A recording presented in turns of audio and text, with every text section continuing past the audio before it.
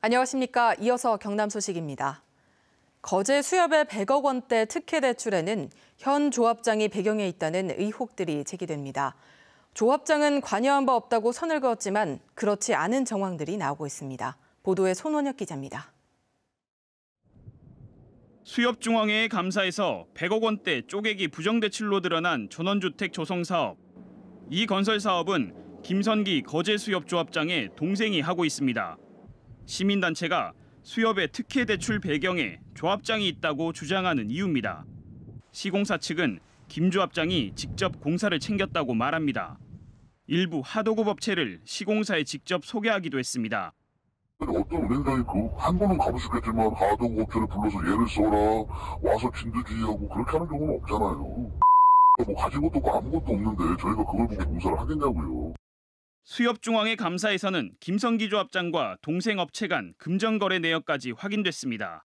김 조합장이 동생 회사에 1억 원을 보냈고 이후 1억 4천만 원을 돌려받았습니다. 임직원이 거래처와 금전거래를 해서는 안 된다는 수협 규정을 어긴 겁니다. 못하게 돼 있는데 저기 은행에 사업과 관련돼가지고 관련이 있으면 잘못됩니다. 시민단체는 업무상 배임과 특정경제범죄법 위반 의혹이 있다며 김 조합장을 고발했습니다. 어민들의 소중한 자산을 관리해야 될 조합장이 자기의 주머니를 채우는데 그 지위를 남용해서는 안 될 것입니다.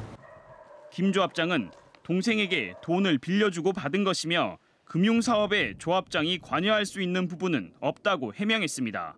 KBS 뉴스 손원혁입니다. 민주당 창원시장 경선에서 불법 여론조사 논란이 제기되고 한국당 통영시장 예비후보 3명은 경선에 불참하는 등 여야 모두 경선 과정에서 불협화음이 나오고 있습니다. 오종우 기자의 보도입니다. 더불어민주당 창원시장 예비후보인 전수식 후보가 불법 여론조사에 대한 진상규명을 촉구하고 나섰습니다. 민주당 회원구 지역위관 계좌가 권리당원의 전화번호를 여론조사기관에 불법으로 넘겼다는 겁니다. 어떻게 중앙당의 최종 권리당원 숫자와 여론조사 기관에 건네준 DB 숫자와 절묘하게 맞아떨어지는지 명부가 유출되면서 당원 지지 성향이 사전에 파악됐다는 겁니다. 이에 대해 민주당 회원구 지역위관 계좌는 입당원서를 받으며 확보한 전화번호라며 당원 명부 유출은 없었다고 주장했습니다. 좀 모아가지고 이렇게 이것도 같이 조사해달라고 전달한 겁니다. 권리당원 명부 절대 유출 없었고요. 더불어민주당 경남도당은 진상조사를 벌여 결과에 따라 22일부터 예정된 창원시장 경선 연기도 할 수 있다고 밝혔습니다. 당원 50% 여론조사가 포함된 자유한국당 통영시장 후보 경선에서도 갈등이 불거졌습니다. 핵심 당직자가 특정 후보를 지지하고 있다며 예비후보 3명이 불참을 선언했습니다. 현재 경선 방식은 크게 일반 시민 100% 여론조사와 권리당원 50%를 포함한 여론조사 두 가지로 진행되고 있습니다.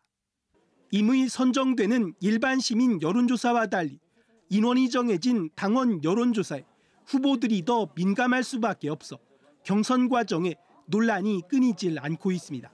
KBS 뉴스 오종우입니다. 주거지역 가까이엔 돼지 등을 키우는 축사가 들어올 수 없습니다. 하지만 이 법규가 시행되기 전에 지은 축사는 제한할 방법이 없어 이웃 주민들이 악취에 고통받고 있습니다. 오승목 기자입니다. 마을길을 걷는 주민마다 얼굴을 잔뜩 찌푸립니다. 아이고 냄새. 손으로 입과 코를 막아보지만 소용없는 듯 이내 걸음을 재촉하며 황급히 벗어납니다. 돼지 막 이렇게 썩는 냄새 이런 냄새가 너무 많이 나가지고 부터 가가지고 오바이탄 올 정도로 해가지고 하루 종일 냄새 나서 다른 일도 못할 정도로 냄새 심합니다. 이렇게 마스크를 쓰고 있어도 단 5초를 버티기 힘들 정도로 악취가 코끝을 찌릅니다. 돼지 1,400마리가량을 키우는 이 축사 주변에만 주택 116가구가 살고 있습니다. 또 버스 정류장의 마을 회관까지 주민들은 하루에도 몇 번씩 이 축사를 지나야 합니다. 지난해 말부터 주택 밀집 지역 반경 1km 이내엔 돼지 축사를 지을 수 없도록 했지만 기존 축사는 제한할 수 없어 무방비 상태인 겁니다. 그 허가는 1995년도에 났기 때문에 저희들이 지금으로서는 그 조례 적용도 안 되고 밀폐식 악취 방지 시설로 많이 개선이 되지 않을까 그렇게 판단을 하고 있습니다. 농가 주거 환경을 개선하기 위해 바뀐 자치법규에도 현실적인 대책이 없어 주민들은 여전히 악취에 시달리고 있습니다. KBS 뉴스 오승목입니다.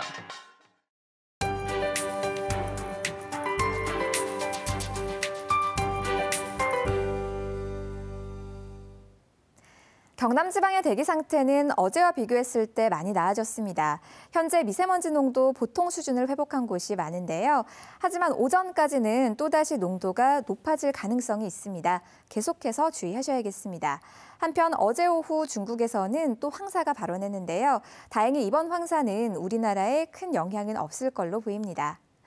오늘도 기온은 크게 오릅니다. 내륙 지역은 한낮에 마치 초여름처럼 덥겠는데요. 진주의 낮 기온 25도, 의령 26도, 밀양은 27도까지 크게 오르겠습니다. 오늘도 하늘은 전국적으로 쾌청하고요. 경남 지방은 먼지 농도도 옅어지면서 시정도 좋은 편입니다. 밤사이 기온은 많이 떨어진 모습인데요. 동부 지역은 내륙을 중심으로 5도 안팎에 머물고 있습니다. 하지만 낮 기온은 창원 23도, 함안 26도, 창녕이 27도까지 오르면서 일교차가 무려 20도 넘게 벌어지는 곳도 있겠습니다. 경남 서부 지역도 현재 기온 함양 4도, 진주가 6도로 많이 낮습니다. 하지만 낮 기온은 대부분 25도까지 크게 오르겠습니다. 당분간 해상에는 안개가 짙어서 주의하셔야겠고요. 바다의 물결은 모든 해상에서 잔잔하게 일겠습니다. 따뜻한 남서풍이 지속적으로 유입돼 토요일까지는 기온이 계속 오르겠습니다. 그러다가 일요일에 비가 내리면서 낮 기온이 20도 아래로 내려가겠습니다. 기상정보였습니다. 한국토지주택공사 LH가 경남 서부권 주거복지센터를 열고 본격 운영에 들어갑니다. 어제 문을 연 경남 서부권 주거복지센터는 진주시 등 경남 서부 지역 12개 시군에 있는 LH 임대주택 12,000가구의 관리와 입주자 모집, 갱신 계약과 해약, 임대 보증금 관리 등을 하게 됩니다. 이에 따라 같은 업무를 하기 위해 기존의 창원까지 가야 했던 경남 서부 지역 주민들의 편의가 개선될 것으로 기대됩니다. 한국은행이 성동조선해양과 SX조선해양의 구조조정으로 어려움을 겪는 경남 지역 중소기업에 300억 원 규모의 저금리 대출을 지원한다고 밝혔습니다. 지원 대상은 최근 1년 동안 성동조선해양과 SX조선해양에 납품하거나 용역을 제공한 실적이 있는 업체 가운데 구조조정 때문에 어려움을 겪는 중소기업입니다. 지원은 회사당 20억 원 안으로 자금을 대출해준 은행에 한국은행 경남본부가 대출액의 25%를 연 0.75% 금리로 지원하는 방식으로 이뤄집니다. 고용위기 지역으로 지정된 거제, 통영, 고성, 진해 지역 중소기업에 대해 법인세 등의 납부기한을 최대 2년으로 연장하는 시행령 개정이 추진됩니다. 기획재정부는 이런 조치가 가능하도록 한 국세기본법 시행령 개정안과 국세징수법 시행령 개정안을 어제 입법 예고한다고 밝혔습니다. 개정안은 위기 지역에 있는 중소기업이 사업상 심각한 손해를 입거나 중대한 위기 등에 처했으면 소득세, 법인세, 부가가치세 등의 납부 기한과 징수, 체납 처분 유예 기간을 최대 2년까지 연장할 수 있도록 했습니다. 현재 납기 연장과 징수 유예 기간은 최대 9개월, 체납 처분 유예 기간은 최대 1년입니다. 정부는 관계부처 협의를 거쳐 6월 말쯤 공포 시행할 계획입니다.